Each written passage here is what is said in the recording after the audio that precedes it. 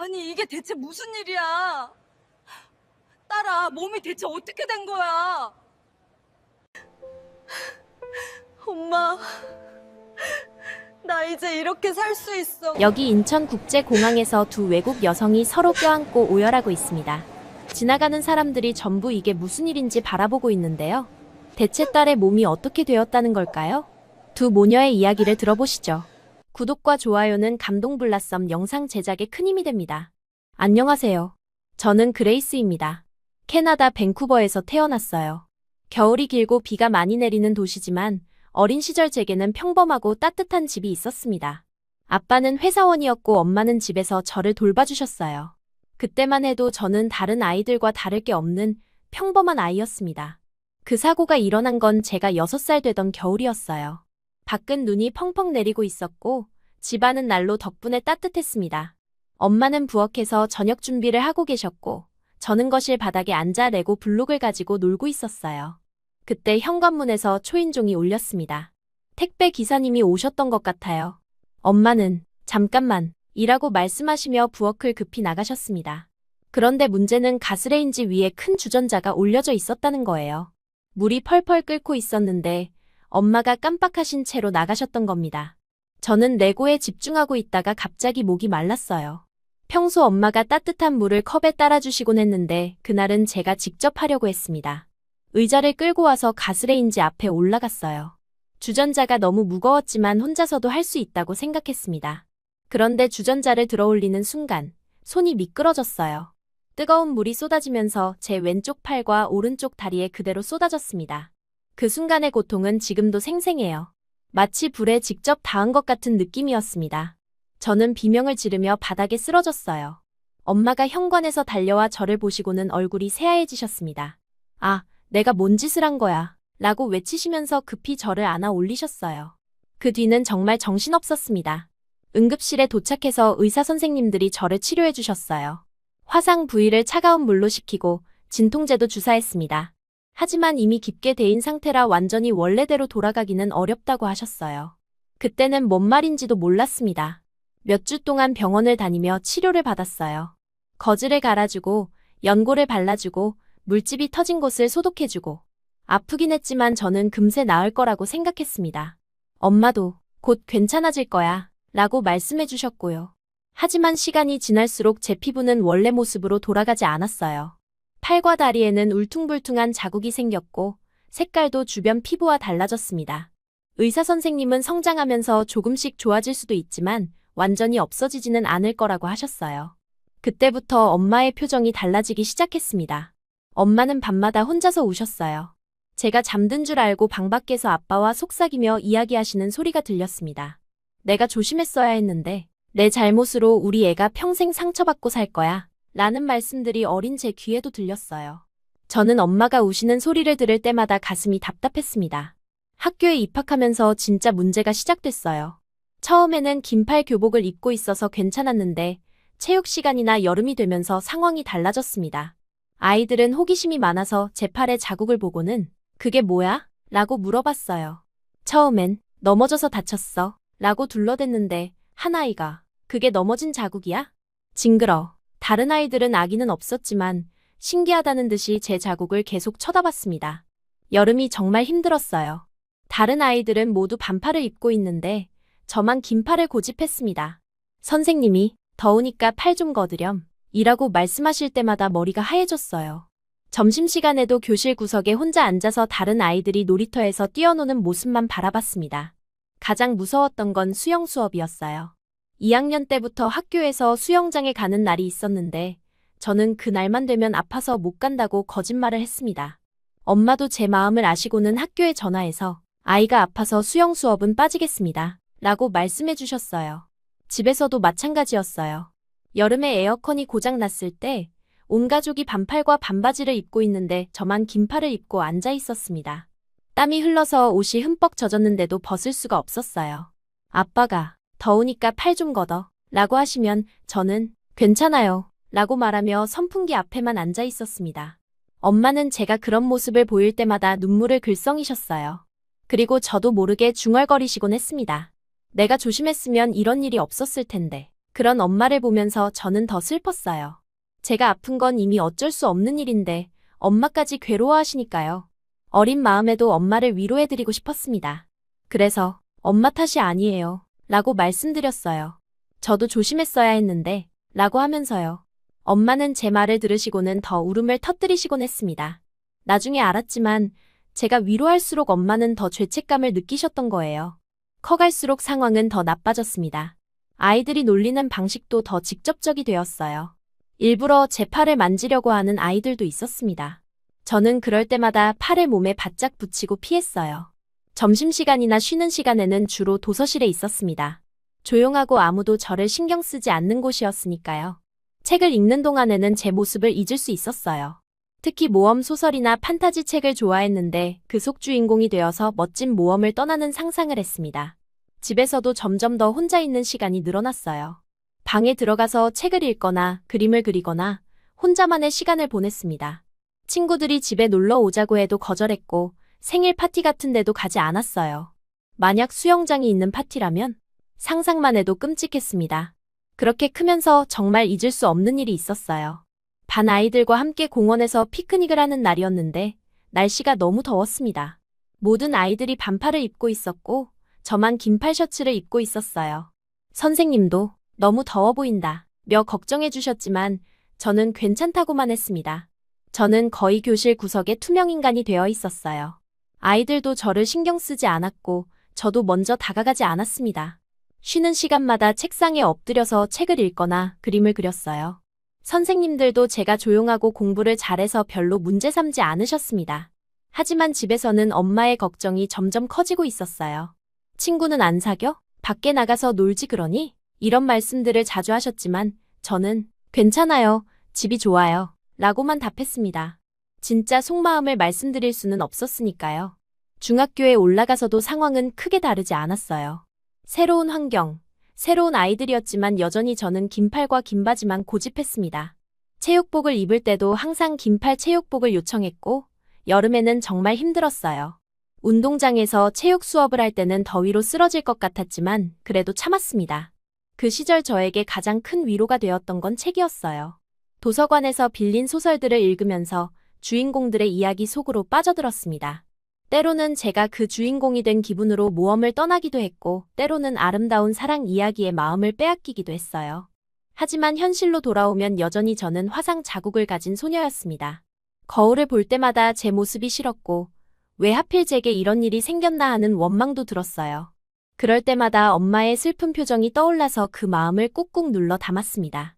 고등학교에 진학할 즈음에는 저 자신조차 이런 삶이 당연하다고 생각하게 되었어요. 친구들과 어울리지 않는 것, 여름에도 긴팔을 입는 것, 수영장이나 해수욕장 같은 곳을 피하는 것. 모든 게 자연스러워졌습니다. 제 세상은 집과 학교 그리고 도서관뿐이었어요. 엄마는 여전히 저를 걱정하셨지만 이제는 직접적으로 말씀하지 않으셨습니다. 대신 조심스럽게 제 기분을 살피시고 맛있는 음식을 해주시거나 새 책을 사다 주시는 것으로 사랑을 표현하셨어요. 저도 그런 엄마의 마음을 알고 있었기 때문에 더욱 밝은 척하려고 노력했습니다. 이렇게 저는 화상 자국과 함께 조용하고 내성적인 소녀로 자라났어요. 제 삶은 늘 긴팔과 긴 바지 속에 숨겨진 채로 다른 사람들의 시선을 피해 살아가는 것이 전부였습니다. 그때는 이런 삶이 영원히 계속될 거라고 생각했어요. 누군가 제 마음을 이해해주고 제 모습을 있는 그대로 받아줄 사람이 나타날 거라는 건 꿈에도 생각하지 못했습니다. 대학교에 입학했을 때 저는 새로운 시작에 대한 기대보다는 두려움이 더 컸어요. 밴쿠버 대학교의 넓은 캠퍼스를 처음 본 순간 이렇게 많은 사람들 사이에서 제가 눈에 띄지 않고 지낼 수 있을까 하는 걱정이 밀려왔습니다. 고등학교까지는 그래도 익숙한 환경이었는데 대학은 완전히 다른 세상이었거든요. 첫 수업에 들어갔을 때의 기억이 생생해요. 대형 강의실에 200명이 넘는 학생들이 앉아 있었는데 저는 제일 뒤쪽 구석 자리를 찾아서 앉았습니다. 여전히 긴팔 셔츠를 입고 있었고 다른 학생들이 편안한 차림으로 있는 모습을 보며 괜히 위축되었어요. 교수님이 옆 사람과 인사해보세요 라고 말씀하셨을 때 저는 고개만 살짝 숙이고 웃음으로 대신했습니다. 기숙사 생활도 쉽지 않았어요. 룸메이트인 사라는 정말 밝고 사교적인 친구였는데 처음 만났을 때부터 같이 친구들이랑 놀자며 적극적으로 다가와줬습니다. 하지만 저는 항상 과제가 많아서 라든지 좀 피곤해서 라는 핑계로 거절했어요. 사라도 처음에는 계속 권했지만 시간이 지나면서 제가 혼자 있는 걸 선호한다는 걸 알아차린 것 같았습니다. 여름이 되면서 더 힘들어졌어요. 캠퍼스 곳곳에서 학생들이 반팔 티셔츠와 반바지를 입고 자유롭게 지내는 모습을 보면서 저는 더욱 제 자신이 이상하게 느껴졌습니다. 도서관 에어컨이 고장난 어느 날 모든 학생들이 시원한 옷차림으로 공부하고 있는데 저만 긴팔 셔츠를 입고 땀을 흘리며 앉아 있었어요. 사서 선생님이 걱정스럽게 괜찮냐? 고 물어보셨지만 저는 괜찮다고 말씀드릴 수밖에 없었습니다. 2학년이 되면서 조금 더 적응했다고 생각했는데 여전히 사람들과의 관계는 표면적이었어요. 수업에서 조별 과제를 할 때도 늘 뒷전이었고 카페에서 만나자고 하면 집에서 하는 게 좋겠다 몇 핑계를 댔습니다. 친구들이 수영장이나 해변으로 놀러 가자고 할 때는 아예 연락을 받지 않았어요. 그런 제가 문학과를 전공으로 선택한 건 당연했을지도 모릅니다. 책 속 세상에서만큼은 제가 자유로웠으니까요. 셰익스피어의 작품을 읽으면서 로미오와 줄리엣의 사랑의 마음을 빼앗기기도 했고 제인 오스틴의 소설 속 여주인공들의 당당함을 부러워하기도 했어요. 하지만 그건 어디까지나 책 속 이야기였습니다. 그 운명적인 날은 3학년 가을학기 중간고사 기간이었어요. 도서관에서 하루 종일 공부하고 오후 4시쯤 집으로 돌아가는 길이었습니다. 평소보다 일찍 나온 거라 캠퍼스에는 여전히 많은 학생들이 있었어요. 메인 스트리트를 걷고 있는데 갑자기 주차장에서 차 한 대가 후진하면서 나오는 게 보였습니다. 운전자가 저를 못 본 모양이었어요. 차가 제 쪽으로 빠르게 다가왔고 저는 깜짝 놀라서 옆으로 몸을 피했습니다. 그 순간 뒤에서 조심하세요 라는 외침과 함께 자전거 브레이크 소리가 들렸어요. 저는 뒤도 돌아보지 못하고 그대로 자전거와 부딪혔습니다. 땅에 넘어지는 순간이 슬로우 모션처럼 느껴졌어요. 가방이 먼저 떨어지고 책들이 사방으로 흩어졌습니다. 그리고 제가 바닥에 넘어지면서 긴팔 셔츠의 팔꿈치 부분이 찢어지는 소리가 들렸어요. 아, 안 된다는 생각이 머릿속을 스쳤습니다. 일어나려고 하는 순간 찢어진 소매 사이로 제 왼쪽 팔에 화상 자국이 그대로 드러나 있는 걸 봤어요. 평소에는 절대 보이지 않게 조심했던 그 자국이 지나가는 사람들 눈앞에 그대로 노출되어 있었습니다. 머릿속이 하얘졌고 심장이 너무 빨리 뛰어서 숨을 제대로 쉴 수가 없었어요. 주변에서 괜찮아요? 다쳤어요? 라는 목소리들이 들렸지만 저는 본능적으로 찢어진 소매 부분을 다른 손으로 꼭 감싸고 몸을 웅크렸습니다. 이렇게 많은 사람들이 보고 있다는 생각에 눈앞이 캄캄해졌어요. 어떻게 해야 할지 모르겠고 그냥 그 자리에서 사라져버리고 싶었습니다.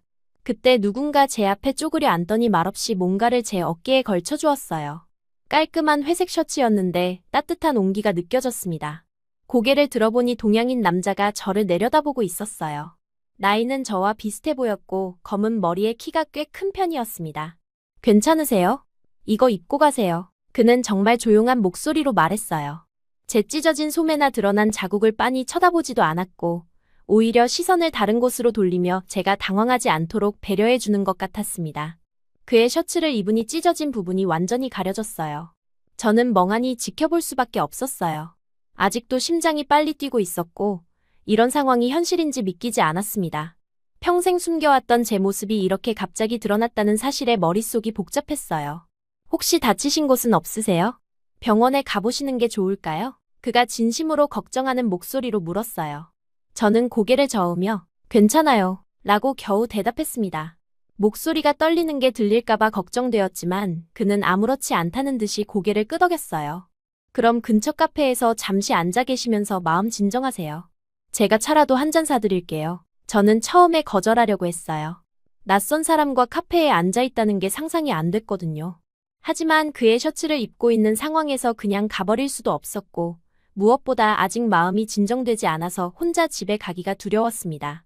카페는 캠퍼스 근처에 있는 작은 곳이었어요. 다행히 사람이 많지 않아서 구석자리에 앉을 수 있었습니다. 그는 저에게 뭘 드실래요? 라고 물었고 저는 따뜻한 차 아무거나 라고 답했어요. 목소리가 아직도 떨리고 있었는데 그는 전혀 신경 쓰지 않는 것 같았습니다. 잠시 후 그가 캐모마일 차 2잔을 들고 왔어요. 진정에 도움이 될 거예요. 라고 하면서요. 저는 따뜻한 차를 마시면서 조금씩 마음이 안정되는 걸 느꼈습니다. 그동안 그는 창밖을 내다보거나 자신의 차를 마시면서 저에게 부담을 주지 않으려고 노력하는 것 같았어요. 제가 너무 빨리 자전거를 탔나 봐요. 정말 죄송합니다. 그가 먼저 사과했을 때 저는 깜짝 놀랐어요. 사실 차를 피하려던 제가 갑자기 움직인 거였는데 그가 사과할 이유는 전혀 없었거든요. 아니에요. 제가 갑자기 뛰어든 거예요. 라고 말했지만 그는 어쨌든 다치게 해서 미안해요. 라고 했습니다. 다행히 크게 다치지 않으신 것 같네요. 셔츠는 괜찮으니까 그냥 가져가세요. 저는 당황해서 아니에요. 빨아서 돌려드릴게요. 라고 말했어요. 그런데 그는 웃으면서 괜찮아요. 어차피 빨래할 셔츠가 많아서요. 라고 답했습니다. 그의 미소를 보니 정말로 괜찮다는 게 느껴졌어요. 차를 다 마시고 나서 저는 일어날 채비를 했어요. 이상하게도 처음 만난 사람인데 마음이 편안했습니다. 아무것도 묻지 않고 아무것도 따지지 않는 그의 태도가 고마웠어요. 정말 고맙습니다. 라고 인사하고 카페를 나왔습니다. 집으로 돌아가는 길에 그의 셔츠를 입은 채로 걸으면서 저는 이상한 기분을 느꼈어요. 오늘 같은 일이 일어났는데도 세상이 끝나지 않았다는 사실이 신기했습니다. 물론 여전히 부끄럽고 당황스러웠지만 그 남자의 자연스러운 반응 덕분에 생각보다 큰 상처를 받지 않은 것 같았어요. 그날 밤 잠자리에 들면서 저는 계속 그 남자를 생각했습니다. 어떻게 저런 상황에서 그렇게 침착하고 배려 깊게 행동할 수 있을까요? 만약 다른 사람이었다면 제 자국을 보고 놀라거나 호기심 어린 질문을 했을 텐데 말이에요. 그는 정말 아무것도 묻지 않았습니다. 다음 날부터 저는 묘한 충동을 느꼈어요. 혹시 그 자리에서 그를 다시 만날 수 있을까 하는 기대감이었습니다. 평소 같으면 그런 일이 일어난 장소는 피하고 다른 길로 다녔을 텐데 이번에는 달랐어요. 매일 같은 시간에 그 길을 지나다니면서 주변을 둘러봤습니다. 사실 제 자신도 놀라웠어요. 왜 그 사람을 다시 만나고 싶은 건지 명확하지 않았거든요. 단순히 셔츠를 돌려드려야 한다는 생각 때문일 수도 있고 아니면 그런 상황에서도 당황하지 않고 저를 도와준 그의 모습이 인상 깊었던 것일 수도 있었어요. 월요일, 화요일, 수요일. 계속 그 자리를 지나다녔지만 그를 볼 수 없었습니다. 점점 포기해야겠다는 생각이 들었어요. 아마 그냥 우연히 지나가던 사람이었을 테고 다시 만날 가능성은 거의 없을 거라고 생각했습니다. 그런데 정확히 일주일 후, 목요일 오후였어요. 같은 시간, 같은 장소를 지나가고 있는데 멀리서 익숙한 자전거가 보였습니다. 회색 자전거에 검은 헬멧을 쓴 사람. 바로 그 남자였어요. 심장이 갑자기 빨리 뛰기 시작했습니다. 그도 저를 봤는지 자전거를 멈추고 헬멧을 벗었어요. 그리고 환한 미소를 지으며 손을 흔들었습니다. 저는 어떻게 반응해야 할지 몰라서 어색하게 손을 들어 인사했어요. 또 우연이네요. 그가 자전거에서 내리며 말했습니다. 목소리가 기억 속보다도 더 따뜻하게 들렸어요. 저는 떨리는 마음으로 대답했습니다. 네, 정말 우연이네요. 그 순간 저는 이게 정말 우연일까 하는 생각을 했어요. 혹시 그도 저처럼 이 자리를 지나다닌 건 아닐까요? 하지만 그런 생각을 겉으로 드러낼 용기는 없었습니다. 지난번 일은 괜찮으셨어요? 다친 곳은 없으시고요? 그가 진심으로 걱정하는 표정으로 물었어요. 저는 네, 괜찮았어요. 라고 대답하면서 동시에 그의 셔츠가 생각났습니다. 집에 가져가서 깨끗이 빨아놨는데 오늘은 가져오지 않았어요. 셔츠 정말 감사했어요. 빨아서 가져왔는데 오늘은 집에 두고 왔네요. 아, 그런 거 신경 쓰지 마세요. 진짜 괜찮아요. 그는 손을 흔들며 웃었어요. 그런 그의 모습을 보니 마음이 한결 편해졌습니다. 이렇게 자연스럽게 대화를 나누는 게 얼마나 오랜만인지 모르겠어요. 혹시 시간 있으시면 커피라도 한 잔. 지난번에 신세를 많이 졌으니까요. 제가 먼저 제안한 말에 저 자신도 놀랐습니다. 평소 같으면 절대 하지 않았을 말이었거든요. 하지만 그 순간 그런 말이 자연스럽게 나왔어요. 좋네요. 근데 제가 살게요. 지난번에도 제가 부딪혀서 일이 생긴 거니까요. 결국 우리는 함께 카페로 향했습니다. 그가 자전거를 끌고 가면서 제 옆을 걸을 때 저는 이상한 기분을 느꼈어요. 처음으로 누군가와 이렇게 자연스럽게 걸어가고 있다는 게 신기했습니다. 카페에 앉아서 커피를 주문하고 기다리는 동안 우리는 소소한 이야기를 나눴어요. 그는 경영학과 3학년이었고 한국에서 교환학생으로 온 지 1년 정도 되었다고 했습니다. 저는 문학과라고 말했고 그는 책 읽는 걸 좋아하시나 봐요. 라고 말했어요. 네, 어렸을 때부터 책을 많이 읽었어요. 저는 한국 문학도 좀 읽어보고 싶은데 영어로 번역된 걸 찾기가 쉽지 않더라고요. 그렇게 우리의 첫 대화가 시작되었습니다. 책 이야기, 대학생활 이야기, 캐나다와 한국의 차이에 대한 이야기. 시간 가는 줄 모르고 이야기했어요. 그와 함께 있으니 제가 평소보다 훨씬 말이 많아지는 것 같았습니다. 그날의 만남이 끝날 때 저는 이런 시간이 다시 있었으면 좋겠다는 생각을 했어요. 물론 겉으로 드러내지는 않았지만 마음속으로는 그런 바람을 품고 있었습니다. 혹시 이것이 새로운 시작의 신호일까요? 그때는 몰랐지만 그 우연한 만남이 제 인생을 완전히 바꿔놓을 거라는 사실을 말이에요. 그날 카페에서 나눈 대화 이후로 우리의 만남은 자연스럽게 이어졌어요. 처음에는 그냥 우연히 마주쳤을 때 잠시 인사를 나누는 정도였지만 점점 계획적인 만남으로 발전해갔습니다. 저는 그에게 셔츠를 돌려드려야 한다는 핑계로 먼저 연락을 했어요. 그렇게 연락처를 주고받게 되었습니다. 첫 번째 정식 만남은 캠퍼스 근처 작은 서점에서였어요. 저는 그에게 한국 문학을 영어로 번역한 책들을 소개해드리고 싶다고 제안했습니다. 사실 누군가에게 책을 추천한다는 건 제게는 정말 특별한 일이었어요. 지금까지 혼자서만 책을 읽고 혼자서만 감상했는데 처음으로 다른 사람과 공유하고 싶다는 마음이 들었거든요. 서점에서 우리는 한국 작가들의 작품을 함께 둘러봤습니다. 김영하의 작품, 한강의 소설들.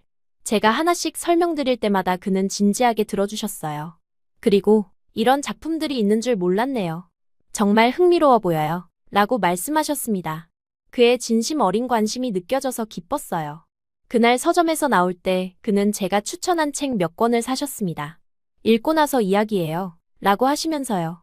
그 말을 들었을 때 가슴이 두근거렸어요. 앞으로도 계속 만날 수 있다는 뜻이었으니까요. 시간이 지나면서 우리는 일주일에 두세 번씩 만나게 되었습니다. 때로는 카페에서, 때로는 공원을 산책하면서, 때로는 캠퍼스 벤치에 앉아서 이야기를 나눴어요. 주제는 다양했습니다. 책 이야기, 영화 이야기, 각자의 꿈과 목표에 대한 이야기. 저는 평생 이렇게 자유롭게 누군가와 대화해 본 적이 없었어요. 가장 인상 깊었던 건 그가 저에게 절대 부담을 주지 않았다는 점입니다. 만약 제가 어떤 질문에 대답하기 어려워하면 자연스럽게 다른 화제로 넘어갔어요. 그리고 항상 제 의견을 존중해 주셨습니다. 어떻게 생각하세요? 라고 물어보시고 제 대답을 진지하게 들어주셨어요. 한 달 정도 지났을 때 저는 그에 대해 더 많은 걸 알고 싶어졌어요. 그래서 용기를 내어 그의 고향이나 가족에 대해 물어봤습니다. 그는 서울에서 자랐고 부모님은 모두 직장인이라고 하셨어요. 대학에서 경영학을 전공하고 있지만 사실은 문학이나 예술에도 관심이 많다고 말씀하셨습니다. 저도 어렸을 때는 소설가가 되고 싶었어요. 하지만 현실적인 문제들 때문에 경영학을 선택했죠. 그의 말을 들으며 저는 동질감을 느꼈어요. 꿈과 현실 사이에서 고민하는 건 저도 마찬가지였거든요. 문학을 공부하고는 있지만 졸업 후에 정말 문학 관련 일을 할 수 있을지 확신이 서지 않았으니까요. 어느 날 우리는 캠퍼스 뒤편의 작은 언덕에 앉아서 이야기하고 있었어요. 해가 지고 있어서 하늘이 오렌지빛으로 물들어 있었습니다. 저는 순간 심장이 멎는 듯했어요. 드디어 이 순간이 온 거구나 싶었습니다. 사실 저도 언젠가는 제 이야기를 해야겠다고 생각하고 있었거든요. 그와 함께 있으면서 점점 편해지고 있었지만 여전히 긴 팔만 입고 다니는 제 모습을 그가 의아해할 수도 있겠다는 생각을 했었어요. 사실은 말을 시작하려는데 목이 메었어요. 평생 누구에게도 자세히 말해본 적 없는 이야기를 하려니까 어디서부터 시작해야 할지 몰랐습니다. 그는 제가 당황하는 모습을 보고 괜찮아요. 말하기 싫으시면 안 하셔도 돼요. 라고 말해주셨어요.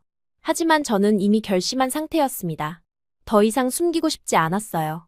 적어도 이 사람 앞에서만큼은 진짜 제 모습을 보여주고 싶었습니다. 어렸을 때 사고가 있었어요. 조금씩, 천천히 제 이야기를 들려드렸습니다.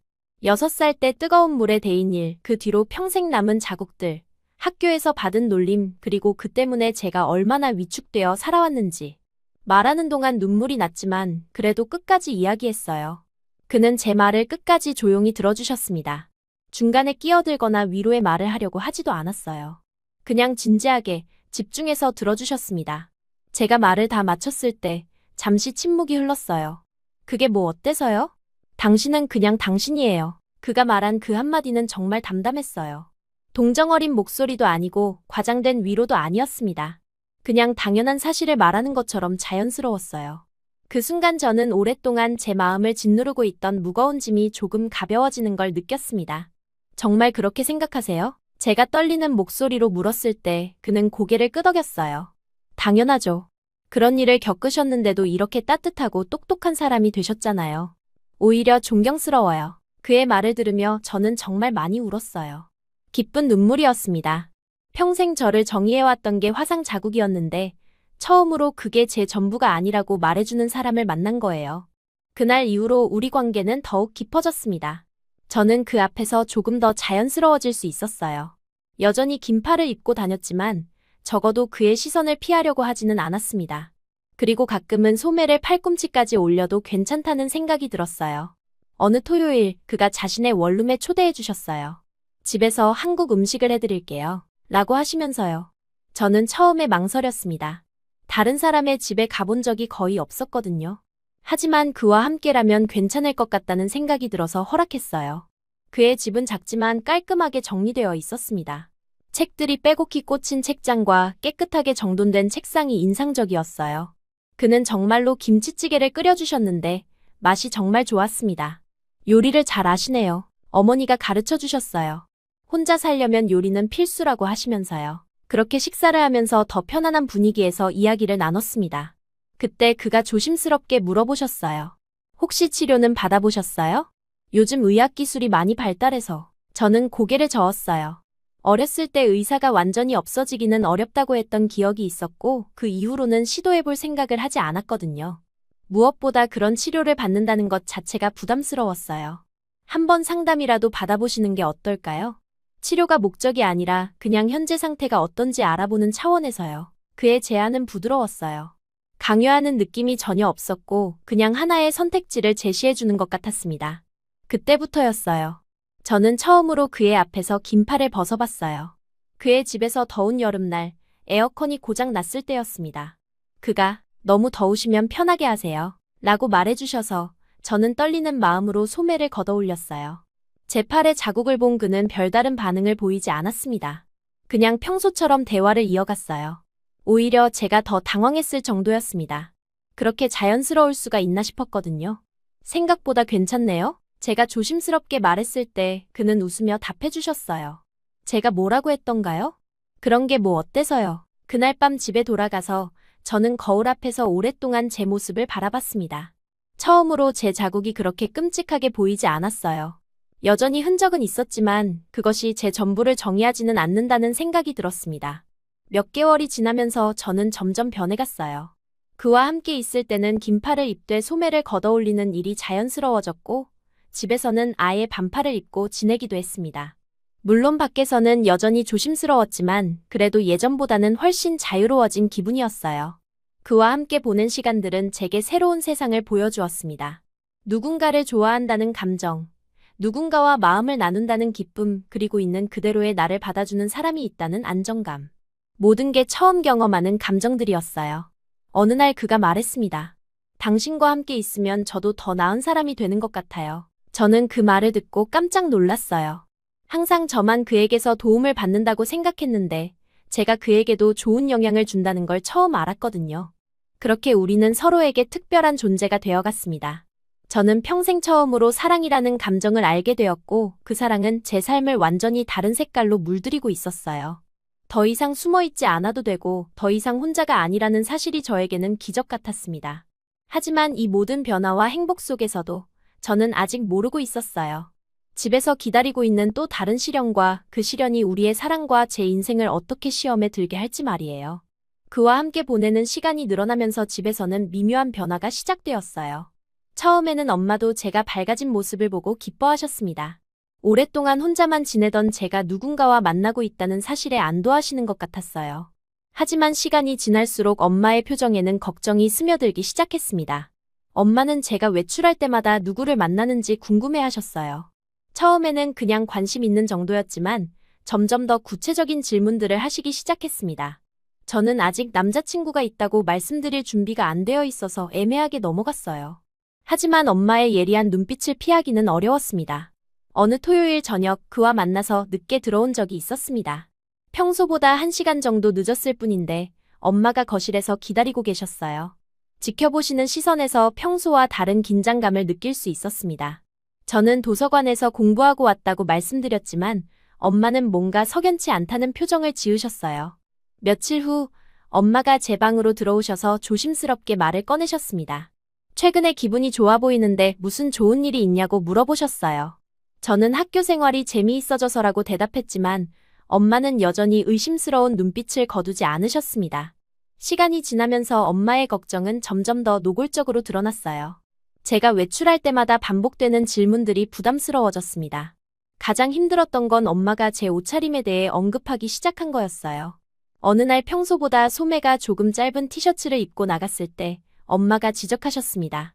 조심해야 한다고, 제가 어떤 상황인지 잘 안다고 말씀하셨어요.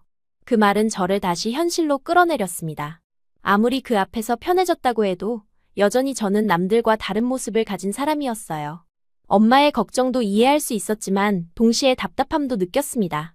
몇 주 후 결정적인 사건이 벌어졌어요. 그와 함께 공원을 산책하던 중에 갑자기 비가 내리기 시작했습니다.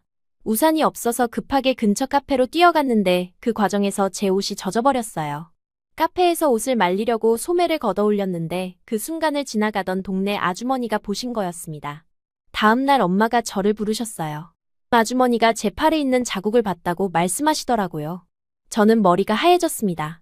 아주머니는 우리 동네에서 소문을 가장 빨리 퍼뜨리는 분이었거든요. 분명히 동네 사람들이 다 알게 될 거였어요. 엄마는 평소보다 목소리를 높이시며 말씀하셨습니다. 제가 얼마나 조심해야 하는 상황인지 모르냐고, 사람들이 뭐라고 할지 생각해봤냐고 하시면서 제가 상처받으면 당신은 어떡하냐고 하셨어요. 오랫동안 참아오셨던 걱정이 한꺼번에 터져나오는 것 같았습니다. 그 말을 들으며 저는 가슴이 답답해졌습니다. 엄마의 걱정을 이해하지 못하는 건 아니었지만 저도 조금씩 변하고 있는 중이었거든요. 그런데 엄마는 여전히 저를 보호해야 할 연약한 존재로만 보고 계신 것 같았어요. 저는 이제 어른이니까 알아서 할 수 있다고 말씀드렸지만 엄마는 알아서 한다는 게 팔뚝 보여주고 다니는 거냐고 반박하셨습니다. 그 대화는 점점 격해졌어요. 엄마는 제가 더 조심해야 한다고 하셨고 저는 감정이 올라와서 목소리를 높였습니다. 평생 이해하려고 노력했고 엄마를 위로하려고 했는데 정작 제가 조금 나아지려고 하면 막으시는 것 같다는 생각이 들었어요. 며칠 후 더 큰 갈등이 벌어졌습니다. 그와 만나서 밤 10시에 들어왔는데 엄마가 현관에서 기다리고 계셨어요. 이 시간까지 어디서 뭘 했냐고 물으시더니 친구냐 남자친구냐고 직접적으로 물어보셨습니다. 저는 깜짝 놀랐어요. 엄마가 눈치채셨다는 게 믿기지 않았습니다. 아무리 숨기려고 해도 제 변화된 모습으로 알 수 있으셨던 모양이에요. 저는 그가 제 상황을 알고 있다고 말씀드렸어요. 그러자 엄마는 그 사람이 저를 받아줄 거라고 생각하냐고 물으셨습니다. 그 말은 저에게 큰 충격이었어요. 엄마는 여전히 제가 누군가에게 받아들여지기 어려운 존재라고 생각하고 계신 거였습니다. 저는 제게도 행복할 권리가 있다고 말씀드렸습니다. 엄마는 권리는 있지만 현실은 다르다고, 상처받는 건 결국 저라고 하셨어요. 그건 엄마가 정할 일이 아니라고 말씀드렸을 때 엄마도 목소리를 높이시며 세상이 그렇다고 하셨습니다. 평생 쌓여있던 서로의 감정이 한꺼번에 폭발하는 것 같았어요. 저는 엄마가 항상 저를 약한 사람으로만 보고 보호해야 할 대상으로만 생각한다고 말씀드렸습니다. 엄마는 제가 다치는 걸 못 보겠다는 게 잘못이냐고 반문하셨어요. 그 순간 저는 더 이상 참을 수 없었습니다. 평생 마음속에 묻어두었던 감정이 터져나왔어요. 이게 다 엄마 때문이라고, 제가 이렇게 살게 된 게 누구 탓이냐고 소리쳤습니다. 그 말이 나오자마자 방 안이 조용해졌어요. 엄마의 얼굴이 창백해지셨고 저도 제가 한 말에 놀랐습니다. 엄마가 그때 조심했으면 이런 일이 없었을 거라고, 제가 왜 평생 이런 고생을 해야 하냐고 계속 말했어요. 엄마는 그 자리에 주저앉으시며 소리 없이 눈물을 흘리기 시작하셨습니다. 저는 그 모습을 보고 바로 후회했지만 이미 늦었어요. 엄마는 떨리는 목소리로 당신이 그랬다고, 다 당신 잘못이라고 말씀하시며 제 방으로 가셨어요. 그날 밤 문틈으로 엄마가 우시는 소리가 들렸습니다. 저도 밤새 잠을 이루지 못했어요. 평생 이 말을 하지 않으려고 노력했는데 결국 해버린 거였습니다. 그 다음부터 집안 분위기는 완전히 달라졌어요. 엄마와 저는 서로 말을 하지 않았습니다. 필요한 경우에만 최소한의 대화만 나누었어요. 식사도 따로 했고 마주쳐도 눈을 맞추지 않았습니다. 저는 그 상황이 너무 괴로웠어요. 화가 나서 그런 말을 했지만 정말로 엄마를 원망하고 싶지는 않았거든요. 하지만 먼저 사과하기도 어려웠습니다. 제 마음속에 정말로 그런 감정이 있었던 것도 사실이었으니까요. 그런 상황에서 저는 그에게 더욱 의지하게 되었습니다. 집에서는 말할 사람도 없고 마음도 편치 않았는데 그와 함께 있을 때만큼은 숨을 쉴 수 있었어요. 하지만 그에게도 이런 상황을 다 털어놓기는 어려웠습니다. 그가 걱정스럽게 물어볼 때마다 저는 괜찮다고 대답했어요. 한 달 정도 그런 상태로 지냈을 때 그가 충격적인 소식을 전해왔습니다. 교환학생 기간이 끝나서 한국으로 돌아가야 한다는 것이었어요. 다음 달 말이라고 했습니다. 그 말을 들었을 때 머릿속이 하얘졌어요. 그와 함께 보낸 시간이 벌써 1년이나 되었다는 것도 놀라웠지만 이제 헤어져야 한다는 사실이 더 충격적이었습니다. 한국에 가서도 연락은 할 수 있다고 했지만 그는 뭔가 더 하고 싶은 말이 있는 것 같았어요. 며칠 후 그가 조심스럽게 제안했습니다. 혹시 같이 가는 건 어떻겠냐고 한국으로 함께 가자고 말했어요. 저는 그 말에 크게 놀랐습니다. 전혀 예상하지 못했던 제안이었거든요. 갑작스럽게 이런 말을 해서 미안하지만 정말 진심이라고 저 없는 삶은 상상할 수 없다고 말하는 그의 진지한 표정을 보며 저는 마음이 흔들렸어요. 캐나다에서 상처받은 채로 사는 것보다 그와 함께 새로운 곳에서 시작하는 게 나을 수도 있겠다는 생각이 들었습니다. 하지만 동시에 엄마 생각이 났어요. 지금은 서로 말도 안 하는 상황이지만 저를 두고 멀리 떠난다는 건 다른 문제였습니다. 며칠 동안 저는 정말 많은 고민을 했어요. 집에서는 여전히 엄마와 냉랭한 관계가 지속되고 있었습니다.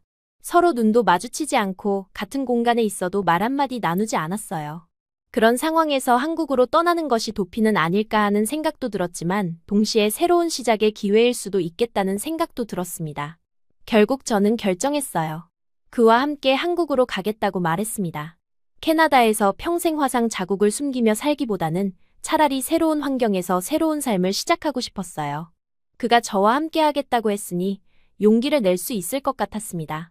짐을 꾸리면서도 마음이 무거웠습니다. 엄마께 한국에 간다고 말씀드려야 했는데 어떻게 시작해야 할지 모르겠었어요. 한 달 넘게 제대로 된 대화를 나누지 않았는데 갑자기 이런 중요한 이야기를 꺼내기가 어려웠습니다. 어느 날 저녁, 저는 용기를 내어 엄마 방문을 두드렸습니다. 엄마는 놀란 표정으로 문을 열어주셨어요. 한국에 간다고 말씀드렸을 때 엄마는 잠시 아무 말씀도 하지 않으셨습니다. 그러더니 조용히 물어보셨어요. 그 남자와 함께 가는 거냐고요? 저는 고개를 끄덕였어요. 엄마는 한참 동안 저를 바라보시더니 말리지 않겠다고 하셨습니다. 제가 행복하다면 당신은 그걸로 됐다고 작게 한마디만 하셨어요. 그 말씀을 들으며 저는 눈물이 났습니다. 여전히 서로 상처를 주고받은 상태였지만 엄마는 결국 제 선택을 존중해 주시는 거였어요. 출발 전날 밤, 저는 엄마께 편지를 썼습니다. 그동안 못했던 말들, 미안하다는 말, 고맙다는 말들을 적었어요. 한국에서 잘 지내겠다고 건강하게 지내시라고 적었습니다. 그리고 언젠가는 꼭 다시 만나 뵙겠다고 약속드렸어요. 공항으로 떠나는 아침, 엄마는 현관에서 저를 배웅해 주셨습니다. 서로 말은 많이 하지 않았지만 엄마의 눈에는 눈물이 고여 있었어요. 저도 마찬가지였습니다. 이렇게 서먹한 관계로 헤어지는 게 가슴 아팠지만 지금은 어쩔 수 없는 상황이었어요. 그와 함께 공항으로 향하면서 저는 새로운 시작에 대한 기대와 불안을 동시에 느꼈습니다. 캐나다에서의 모든 상처와 아픔을 뒤로하고 한국에서 정말 새로운 삶을 시작할 수 있을까요? 그리고 언젠가는 엄마와도 화해할 수 있을까요? 비행기에 오르면서 저는 그런 생각들로 가슴이 가득했어요. 인천공항에 내렸을 때 가장 먼저 느낀 건 한국의 습도였어요. 캐나다와는 완전히 다른 무더위가 제 몸을 감쌌습니다. 공항에서 나오자마자 땀이 줄줄 흘렀는데 저는 여전히 긴팔 셔츠와 긴 바지를 입고 있었어요. 그를 따라 지하철을 타고 그의 집으로 향하면서 저는 이 낯선 땅에서 정말 새로운 시작을 할 수 있을지 두려웠습니다. 그의 집은 서울 한복판의 작은 원룸이었어요. 캐나다에 있을 때보다 훨씬 좁았지만 깔끔하게 정리되어 있었습니다. 처음 며칠은 시차 적응도 힘들었고 한국어를 전혀 못하는 상황에서 모든 것이 낯설었어요. 그는 제가 적응할 수 있도록 세심하게 도와주었지만 저는 점점 위축되어 갔습니다. 가장 큰 문제는 날씨였어요. 7월 중순의 서울은 정말 찜통 같았습니다. 낮 기온이 35도를 웃돌았는데 저는 여전히 긴팔을 고집하고 있었어요. 집안에서도 에어컨을 틀어놨지만 밖에 나가는 순간 숨이 막힐 것 같았습니다. 그래도 제 자국을 보여줄 수는 없었어요. 첫 주에 그와 함께 근처 시장에 장을 보러 갔을 때 일이었습니다. 과일 가게에서 복숭아를 고르고 있는데 아주머니가 저를 보더니 걱정스러운 표정을 지으셨어요. 왜 이렇게 더운 날에 긴팔을 입고 다니냐며 팔을 걷어주려고 손을 뻗으셨습니다. 그 순간 제 심장이 멎는 듯했어요. 저는 본능적으로 뒤로 물러났고 그 모습을 본 그가 재빨리 제 앞으로 나와 아주머니께 괜찮다고 말씀드렸습니다. 하지만 아주머니는 계속 걱정하시며 열사병에 걸릴 수 있다고 젊은 아가씨가 왜 그러냐고 하셨어요. 저는 그 자리에서 도망치고 싶었습니다. 집으로 돌아오는 길에 그가 조심스럽게 말했어요. 한국에는 세계 최고 수준의 피부 치료 기술이 있다고 이제 반팔 반바지 입고 살아보자고 제안했습니다. 저는 그 말을 듣고 마음이 흔들렸어요. 캐나다에서는 치료비 때문에 엄두도 내지 못했던 일이었거든요. 며칠 후 그는 정말로 피부과 예약을 잡아주었습니다. 강남에 있는 큰 병원이었는데 가는 길에 저는 계속 떨렸어요. 만약 의사가 치료가 어렵다고 하면 어떡하지? 그런 걱정들이 머릿속을 맴돌았습니다. 병원에 도착해서 진료실에 들어갔을 때 의사 선생님은 정말 차분하고 전문적인 분이셨어요. 제 상태를 자세히 살펴보시더니 담담하게 말씀하셨습니다. 충분히 개선할 수 있다고, 완전히 없어지지는 않겠지만 지금보다 훨씬 자연스러워질 거라고 하셨어요. 그 말을 들은 순간 저는 주저앉아 울음을 터뜨렸습니다. 20년 넘게 품고 살았던 꿈이 현실이 될 수 있다는 희망이 생긴 거예요. 그는 제 옆에서 조용히 손을 잡아주며 괜찮다고 위로해 주었습니다. 하지만 현실적인 문제가 있었어요. 치료비가 만만치 않았습니다. 레이저 치료와 각종 관리 비용을 합치면 몇 천만 원이 들어간다고 했어요. 저희에게는 너무나 큰 돈이었습니다. 그는 괜찮다며 함께 돈을 모아보자고 했지만 저는 미안한 마음이 컸어요. 그 다음 날부터 저희는 본격적으로 일자리를 찾기 시작했습니다. 그는 한국어 과외를 시작했고 저는 영어를 가르치는 일을 하게 되었어요. 외국인 등록증을 만들고 비자 문제를 해결하는 것도 쉽지 않았지만 그가 모든 걸 도와주었습니다. 처음 몇 달은 정말 힘들었어요. 아침 일찍 일어나서 과외를 하고 오후에는 다른 아르바이트를 했습니다. 저는 카페에서 일했는데 긴팔을 입고 더운 주방에서 일하는 게 정말 고역이었어요. 하루 종일 땀에 흠뻑 젖어서 집에 돌아오곤 했습니다. 그래도 매일 밤 그와 함께 앉아서 오늘 번 돈을 계산하고 치료비 목표까지 얼마나 모았는지 확인하는 시간이 행복했어요. 조금씩이지만 통장에 돈이 쌓여가는 걸 보면서 희망을 느꼈습니다. 이렇게 함께 목표를 향해 노력한다는 것 자체가 저에게는 새로운 경험이었어요. 6개월 정도 지났을 때 드디어 치료를 시작할 수 있을 만큼 돈이 모였습니다. 첫 번째 레이저 치료를 받는 날, 저는 떨리는 마음으로 병원에 갔어요. 아프긴 했지만 참을 만했고 무엇보다 드디어 시작이라는 생각에 기뻤습니다. 치료는 생각보다 오래 걸렸어요. 2주에 한 번씩 병원에 가서 레이저를 받고 집에서는 매일 처방받은 연고를 발랐습니다. 처음 한두 달은 별 변화가 없는 것 같아서 조급했지만 3개월쯤 지나니까 조금씩 달라지는 게 보였어요. 매일 아침 일어나서 거울을 보는 게 일상이 되었습니다. 어제보다 조금 더 옅어진 것 같은 자국을 보면서 혼자 미소를 짓곤 했어요. 그도 제 변화를 보면서 정말 기뻐해 주었습니다. 조금씩 좋아지고 있다고, 정말 잘 되고 있다고 격려해 주었어요. 치료를 시작한 지 8개월쯤 되었을 때 저는 처음으로 집안에서 반팔을 입어봤습니다. 거울 앞에 서서 제 팔을 바라보니 예전과는 확실히 달랐어요. 완전히 없어지지는 않았지만 이제는 자세히 보지 않으면 잘 모를 정도였습니다. 그날 그가 집에 들어왔을 때 제 모습을 보고 깜짝 놀랐어요. 정말 많이 좋아졌다고, 이제 밖에서도 반팔을 입을 수 있을 것 같다고 말해주었습니다. 저는 아직 용기가 나지 않는다고 했지만 마음속으로는 기대감이 부풀어 오르고 있었어요. 몇 주 후 드디어 그 순간이 왔습니다. 정말 더운 여름날, 에어컨이 고장난 지하철을 타야 하는 상황이었어요. 저는 평소처럼 긴팔을 입고 나왔는데 지하철 안이 찜통이었습니다. 숨이 막힐 것 같았어요. 그때 그가 조용히 말했습니다. 이제는 괜찮을 거라고, 용기를 내보라고 했어요. 저는 떨리는 손으로 소매를 걷어 올렸습니다. 처음에는 조금만 걷었다가 점점 더 올려서 팔꿈치까지 드러냈어요. 지하철 안 사람들은 아무도 저를 신경 쓰지 않았습니다. 당연한 일이었지만 저에게는 기적 같은 순간이었어요. 20년 넘게 숨겨왔던 제 팔을 이렇게 자연스럽게 드러낼 수 있다는 게 믿기지 않았습니다. 그날 이후로 저는 조금씩 더 자유로워졌어요. 집 근처 편의점에 갈 때는 반팔을 입기도 하고 카페에서 일할 때도 소매를 걷고 일할 수 있었습니다. 물론 아직도 조심스러웠지만 예전처럼 절대적인 공포는 아니었어요. 1년이 지날 무렵 제 피부는 정말 많이 좋아져 있었습니다. 거의 눈에 띄지 않을 정도였어요. 의사 선생님도 정말 잘 되었다고, 이제 일상생활에는 전혀 지장이 없을 거라고 말씀해 주셨습니다. 그 기간 동안 저와 그의 관계도 더욱 깊어졌습니다. 함께 고생하며 돈을 모으고 치료 과정을 지켜봐주고 제가 변화해가는 모습을 응원해준 그에게 저는 더없이 고마웠어요. 이런 사람이 제 곁에 있다는 게 행운이라고 생각했습니다. 어느 날 저녁, 우리는 한강공원을 산책하고 있었어요. 제가 반팔을 입고 자연스럽게 걷는 모습을 보면서 그가 말했습니다. 정말 많이 변했다고, 이제는 자신감 있는 모습이 보인다고 했어요. 저도 그렇게 느끼고 있었습니다. 하지만 그때 문득 엄마 생각이 났어요. 한국에 온 지 벌써 1년이 넘었는데 제대로 된 연락을 한 번도 못했습니다. 가끔 안부 문자는 주고받았지만 전화통화는 한 번도 하지 않았어요. 그때의 갈등과 상처가 아직도 남아 있었거든요.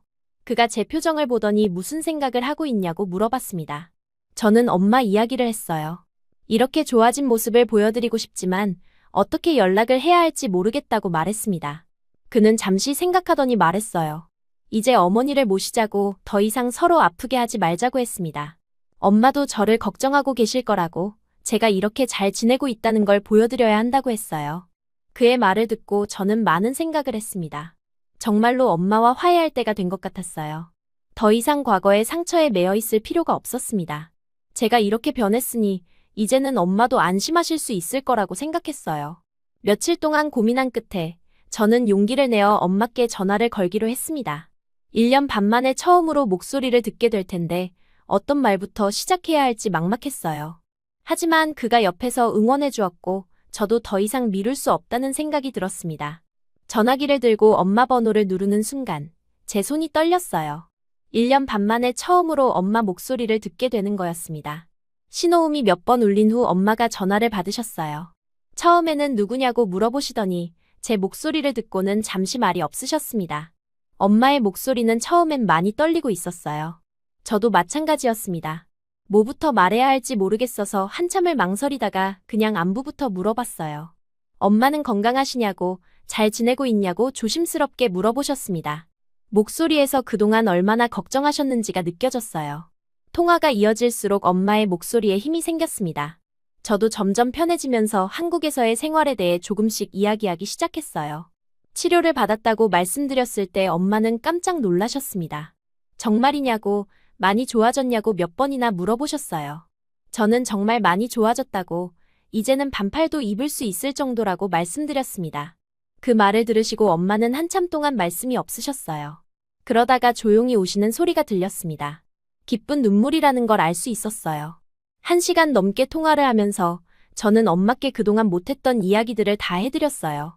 한국에서 어떻게 지내고 있는지, 치료는 어떻게 받았는지, 그리고 저를 도와준 사람이 있다는 것도 말씀드렸습니다. 엄마는 그 사람에게 고맙다고, 꼭 인사드리고 싶다고 하셨어요. 통화 마지막에 저는 용기를 내어 말씀드렸습니다. 한국에 오시면 안 되겠냐고, 제가 어떻게 변했는지 직접 보여드리고 싶다고 했어요. 엄마는 잠시 망설이시더니 다음 주에 가겠다고 약속해 주셨습니다. 그 말을 들었을 때 제 눈에도 눈물이 고였어요. 전화를 끊고 나서 저는 그에게 모든 이야기를 했습니다. 엄마가 한국에 오신다고, 정말 기쁘다고 말했어요. 그도 저와 함께 기뻐해 주었고 어머니를 잘 모시자고 말해 주었습니다. 그때 저는 이상한 생각이 들었어요. 엄마 앞에서 제가 이렇게 변한 모습을 보여드리려면 정말 당당하게 보여야겠다는 생각이었습니다. 다음 날 저는 그와 함께 쇼핑을 나갔어요. 평생 처음으로 짧은 치마와 반팔 티셔츠를 사려고 했습니다. 백화점 옷가게에서 여러 가지를 둘러보는데 모든 게 낯설었어요. 지금까지 긴팔과 긴 바지만 입고 살았는데 갑자기 이런 옷들을 고르려니 어떤 게 좋은지 모르겠더라고요. 그가 제 옆에서 조언해 주었습니다. 어떤 색이 잘 어울리는지, 어떤 스타일이 좋을지 함께 골라주었어요. 저는 파스텔 톤의 분홍색 티셔츠와 무릎 길이 치마를 골랐습니다. 탈의실에서 갈아입어보는 순간 거울 속 제 모습이 정말 낯설었어요. 이게 정말 저인가 싶었습니다. 팔과 다리가 그대로 드러나 있는데 자국은 거의 보이지 않았어요. 20년 넘게 숨겨왔던 제 몸이 이렇게 자연스럽게 보일 수 있다니 믿기지 않았습니다. 거울 앞에서 한참 동안 제 모습을 바라봤어요. 그 순간 저는 정말 충동적으로 말했습니다. 옷을 갈아입다 말고 그에게 프로포즈를 한 거예요. 저와 결혼해달라고, 평생 함께 살고 싶다고 말했습니다. 탈의실 안에서 갑자기 그런 말을 하니까 저도 당황스러웠지만 정말 진심이었어요. 그는 옷을 갈아입다 말고 프로포즈한 여자는 처음이라며 웃었습니다. 하지만 그의 대답은 진지했어요. 저와 함께 미래를 만들어가고 싶다고, 결혼하자고 말해주었습니다. 탈의실에서 서로 껴안으며 울었던 그 순간을 평생 잊을 수 없을 것 같아요. 쇼핑을 마치고 집에 돌아와서 저희는 엄마를 맞이할 준비를 했습니다.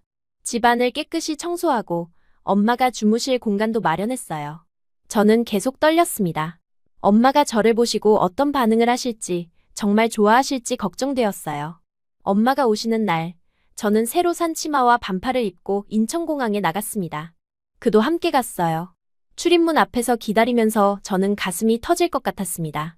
1년 반 만에 엄마를 보는 거였고, 이렇게 변한 제 모습을 보여드리는 첫 순간이었거든요. 멀리서 엄마가 나오시는 게 보였어요. 처음에는 저를 못 알아보시는 것 같았습니다. 주변을 두리번거리시면서 찾고 계셨어요. 저는 손을 크게 흔들며 엄마를 불렀습니다. 그때 엄마가 저를 보시더니 잠시 멈춰 서셨어요. 엄마의 표정이 점점 변하는 게 보였습니다. 믿기지 않는다는 표정에서 점점 확신으로 바뀌더니 마침내 눈물을 터뜨리며 저에게 달려오셨어요. 저도 엄마를 향해 뛰어갔습니다. 공항에서 서로 껴안고 우는 저희를 보며 지나가는 사람들이 쳐다봤지만 전혀 신경 쓰이지 않았어요. 엄마는 계속 물어보셨습니다.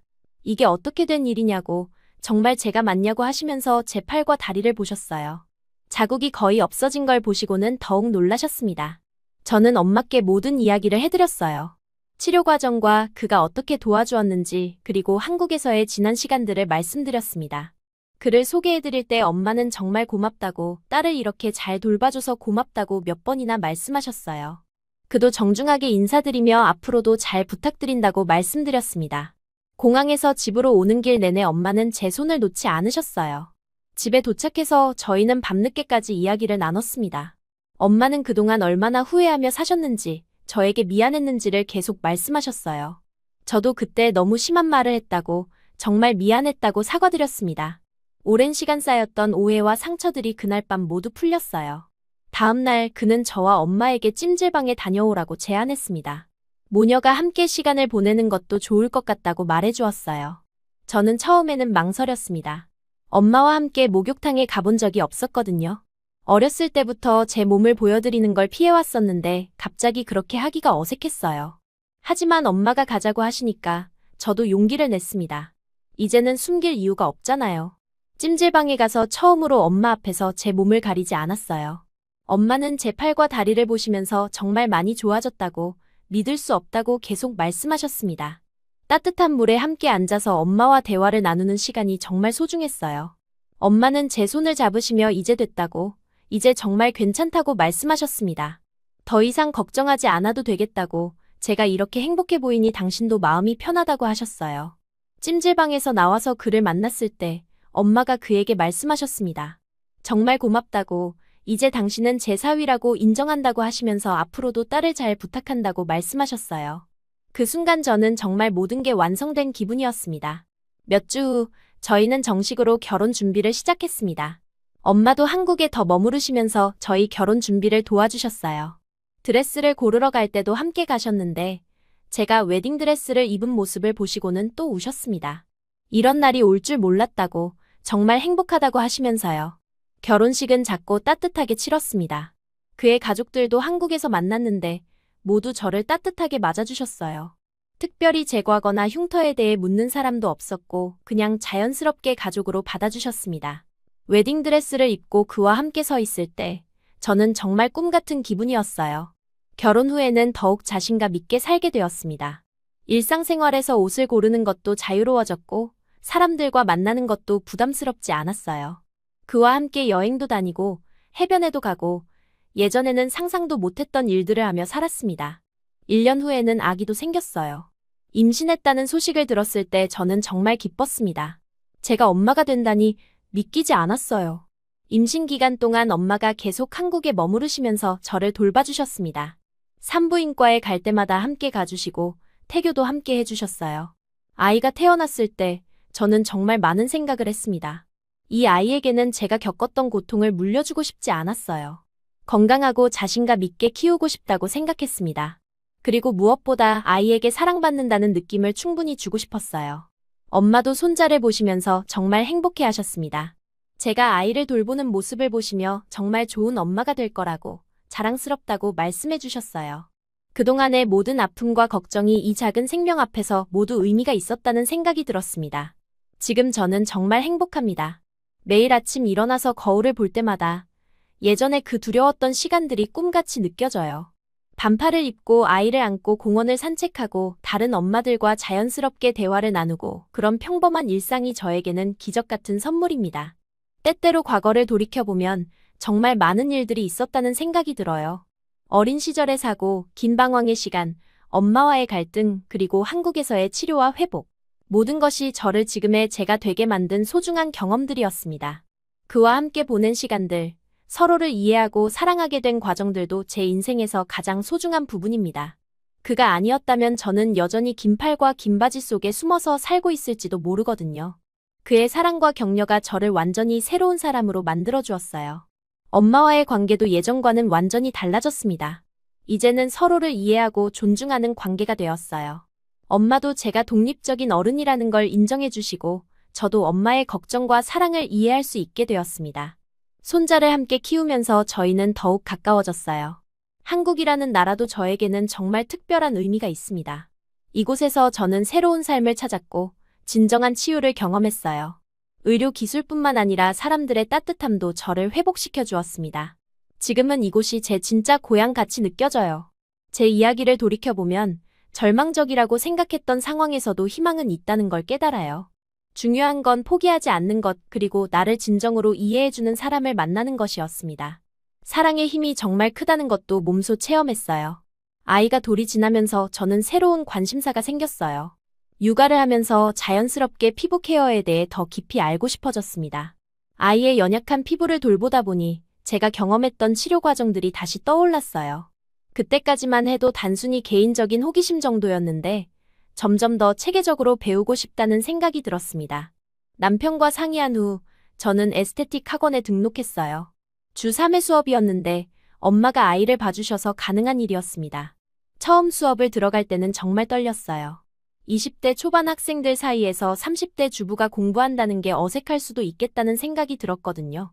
하지만 막상 수업을 들어보니 정말 흥미로웠습니다. 피부의 구조, 화상 흉터의 치유 과정, 다양한 치료법들. 제가 직접 경험했던 것들을 이론적으로 배우니까 더욱 이해가 잘 되었어요. 강사님도 제가 실제 경험이 있다는 걸 알고 나서는 많은 관심을 보여주셨습니다. 6개월간의 교육 과정을 마치고 자격증을 취득했을 때 저는 정말 뿌듯했어요. 새로운 분야를 배운다는 것 자체가 자신감을 주었습니다. 그런데 자격증을 딴 후에도 바로 일을 시작하지는 않았어요. 아직 아이가 어리기도 했고 더 공부하고 싶은 마음이 있었거든요. 그러던 중 우연히 온라인 커뮤니티를 알게 되었습니다. 화상이나 흉터 때문에 고민하는 사람들이 모인 곳이었어요. 거기서 올라오는 글들을 보면서 제 과거가 떠올랐습니다. 절망적인 마음으로 혼자 고민하는 사람들, 치료 정보를 찾지 못해 헤매는 사람들. 모두 예전의 제 모습이었어요. 처음에는 댓글로 간단한 조언만 달았습니다. 제가 받았던 치료에 대한 정보나 병원 추천 같은 것들이었어요. 그런데 사람들의 반응이 생각보다 뜨거웠습니다. 직접 경험한 사람의 이야기라서 더 신뢰할 수 있다고, 정말 도움이 된다고 말해주었어요. 몇 달 후, 저는 더 체계적으로 정보를 공유해보자는 생각이 들었습니다. 그래서 인스타그램 계정을 하나 만들었어요. 처음에는 익명으로 시작했습니다. 제 치료 전후 사진을 공개하는 건 아직 용기가 나지 않았거든요. 인스타그램에 올린 첫 번째 게시물은 화상 흉터 치료에 대한 기본 정보였습니다. 어떤 병원을 찾아야 하는지, 어떤 치료법들이 있는지, 비용은 대략 어느 정도 드는지. 제가 직접 알아보고 경험한 것들을 정리해서 올렸어요. 반응이 예상보다 좋았습니다. 팔로워 수는 많지 않았지만 댓글로 감사하다는 말들을 많이 받았어요. 저처럼 오랫동안 고민했던 사람들이 제 글을 보고 용기를 냈다는 이야기들을 들으면서 이런 일이 정말 의미 있는 일이라는 생각이 들었습니다. 몇 개월이 지나면서 팔로워 수가 점점 늘어났어요. 그때부터 더 다양한 내용들을 올리기 시작했습니다. 흉터 관리법, 메이크업으로 가리는 방법, 심리적 극복 과정. 제가 겪었던 모든 경험들을 나누었어요. 어느 날 한 팔로워가 제게 메시지를 보냈습니다.